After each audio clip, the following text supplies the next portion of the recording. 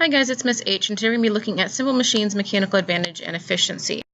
So let's start with what is a simple machine. A simple machine is a tool that makes work easier. It trades off force for distance, so you're decreasing the amount of force that you're applying, but you're increasing the distance over which you're applying it.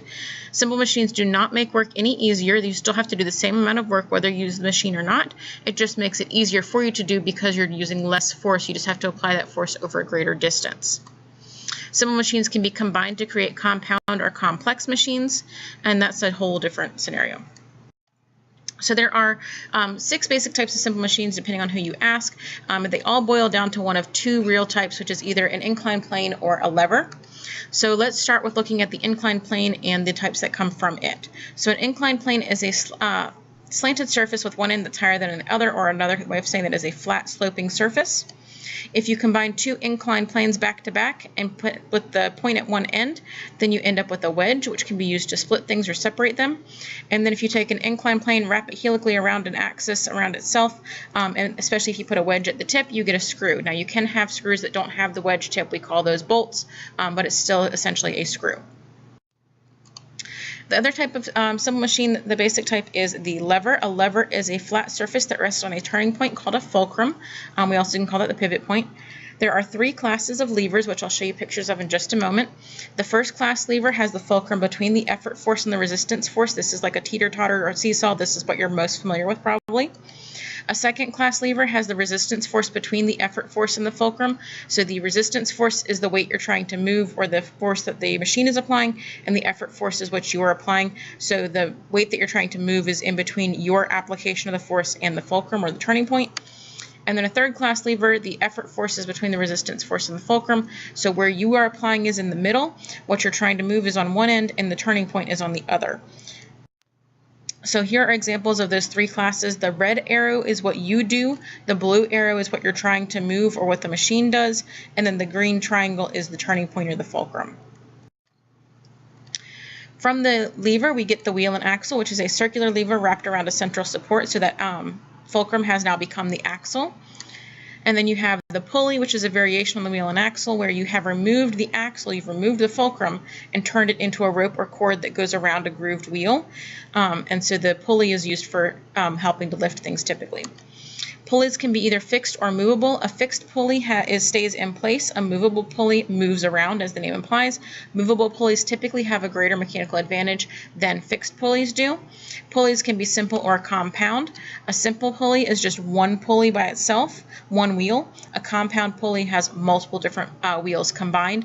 And again, compound pulleys have a bigger mechanical advantage than simple pulleys do. So mechanical advantage and efficiency. This is really getting into what is it that we're actually trying to save. The whole purpose of using a simple machine is because it provides a mechanical advantage and it's an efficient way of moving things. So the mechanical advantage is looking at how much easier is it to move this weight by using the machine, and the efficiency is how much effort does the machine actually save. So a couple key terms we need to know in order to explain mechanical advantage and efficiency. The effort or input force, this is the force that you apply to the machine. The effort or input distance is the distance over which you apply that force to the machine. So effort or input goes with what you do. The resistance force or output force, this is the weight you're trying to move, or the force that the machine puts out on what you're trying to move. And the resistance or output distance, this is the distance over which the machine applies that force, or the distance you're trying to move the object over if you weren't actually using the machine. So resistance or output goes with what the machine does or what you're trying to move. In order to calculate the mechanical efficiency of an inclined plane, the effort force is the length of the ramp and the resistance force is the height of the ramp. With a lever, the effort distance is the distance between the fulcrum and the force that you apply. The resistance distance is the distance between the fulcrum and the mass you're trying to move.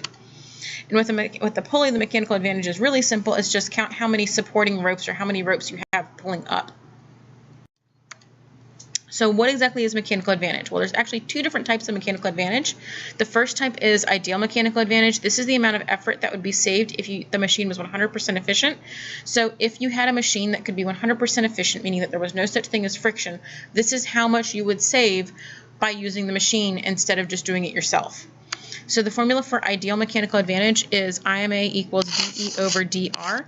If if we put this into a triangle, DE goes in the top, okay, IMA and DR go in the bottom. Actual mechanical advantage is the amount of effort that is actually saved by using the machine because of friction. So we know that there's no such thing as a 100% frictionless surface. There are very minimal frictionless surfaces, but there's no such thing as 100% frictionless. So AMA is the resistance force on the top, AMA and effort force on the bottom. So if you're solving for resistance force or effort distance, you multiply. If you're solving for anything else, you divide. If you're using the AMA formula, DE goes on the top. If you're using the IMA formula, FR goes on the top. And again, when you hear people in general just talking about mechanical advantage, they're usually going to be talking about an actual mechanical advantage because of the fact that machines cannot be 100% efficient because their friction exists. So what exactly is efficiency? Efficiency is the ratio of work applied to work achieved, or how much did you put in versus how much did you get out. So there's two formulas we can use here. Efficiency is the work output over the work input times 100, or efficiency is equal to the AMA over the IMA times 100. We're going to use the first formula because that's the one that's provided for you on your reference table, but the other formula does exist. You can use it if you want to, you just have to memorize it. It's also important to note that when you're doing mechanical advantage, the bigger number will be in the top as long as you are not talking about a third class lever. When you're doing efficiency, the bigger number will be in the bottom, always 100% of the time, because it's impossible to have a machine that is more than 100% efficient. If you get an efficiency of more than 100%, you did something wrong. Okay. Also, IMA and AMA do not have units. They are unitless because the units cancel out. Efficiency is also unitless because of those units canceling out, but you do have to remember to write the percent sign at the end. So let's take a look at a couple of examples. So our first example, a 50 Newton box is pushed up a 2-meter ramp that is 0.5 meters tall using a force of 25 newtons. So sometimes it can be beneficial to draw a picture here. So the ramp is 2 meters long, it's 0.5 meters tall, the box has a weight of 50 newtons, and I'm applying a force of 25 newtons to it. So this just can help visualize things. So at 50 newtons, that is our resistance force. Okay, 2 meters tall, that is our effort distance. 0.5 meters tall, that is our resistance distance. And 25 newtons, that is our effort force. So what is the IMA of the ramp? Okay, IMA is DE over DR. Again, remember your bigger number should always go in the top, so that's 2 meters over 0.5 meters. Meters cancel out. 2 divided by 0.5 gives me 4. What is the AMA of the ramp? AMA equals FR over FE, which gives us 50 newtons over 25 newtons. Newtons cancel out. 50 divided by 25 gives us 2. The work input is the effort force times the effort distance, because work is force times distance and input and effort go together.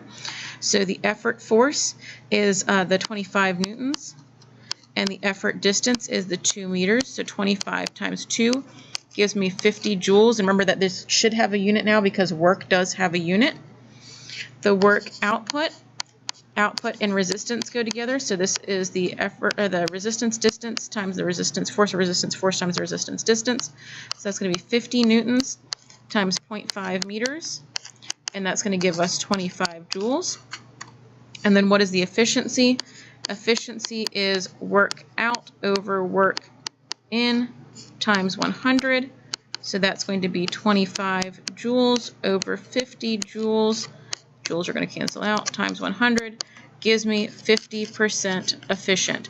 I also could have done AMA over IMA times 100, which would have been 2 divided by 4 times 100, which still would have given us 50% efficiency. Okay, here's our second example. A 180 Newton crate is being raised with 50 newtons of force applied to a first class lever.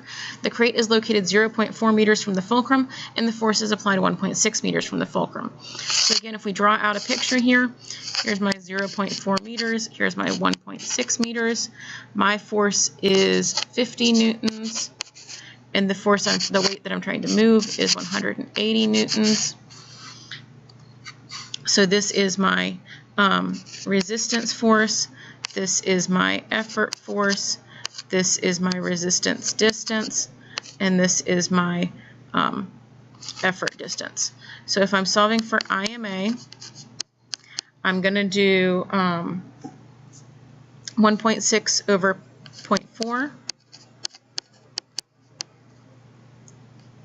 Meters cancel out, and that gives me 4. If I'm solving for AMA, I'm going to do 180 newtons over 50 newtons. Newtons cancel out. That gives me 3.6. If I want to solve for the work input, that is FEDE, which gives me my effort force is 50 newtons and my effort distance is 1.6 meters. So that gives me 80 joules. The work output is FRDR. So that gives me 180 newtons times 0.4 meters, which gives me 72 joules. And so if I calculate the efficiency, efficiency is work out over work in times 100. So that's 80 joules over 72 joules. Joules cancel out, times 100. And that gives me 90% efficiency. And again, I could have done 3.6 divided by 4 times 100. I also would have gotten 90% there. You'll notice that the fulcrum is a more efficient machine than the inclined plane is. Or sorry, the lever is a more efficient machine than the inclined plane is.